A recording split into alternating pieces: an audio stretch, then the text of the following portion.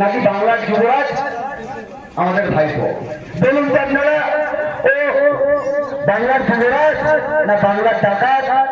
যদি যুবরাজই হতে হয়, সত্যিকারের যুবরাজের মতো দেখতে থাকে, যার কথায় যুবরাজের মতো, যার চিন্তা যুবরাজের মতো, যার ভাষা যুবরাজের মতো, যার ভাবনা যুবরাজের মতো, সে ওয়ানে নড়লে নওশাদ সিদ্দিকী আমাদের সকলের প্রাণ প্রিয় ভাইজান।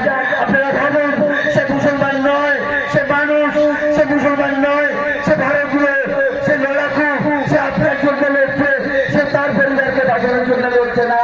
এটা আপনাকে ভাবতে হবে। তার পরিবার সিকিউর, তার পরিবার যথেষ্ট সিকিউর, তার পরিবার নিয়ে কাউকে ভাবতে হবে না।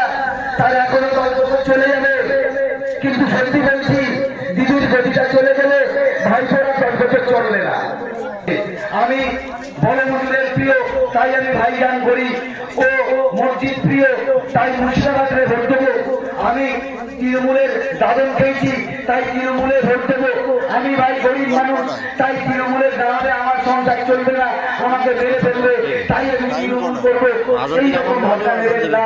যে লোকটা সকাল সন্ধ্যে রাত 24 ঘন্টা পথে ময়দানে সকালবেলা রাজপ্রাসাদ থেকে মাটিতে নেমে এসছে আপনার কথা বলার জন্য, আপনার ভাবনাকে বাস্তবায়িত করার জন্য, আপনার সত্যকে বাস্তবায়িত করার জন্য, সেই মানুষের কথা আপনারা কি ভাববেন না?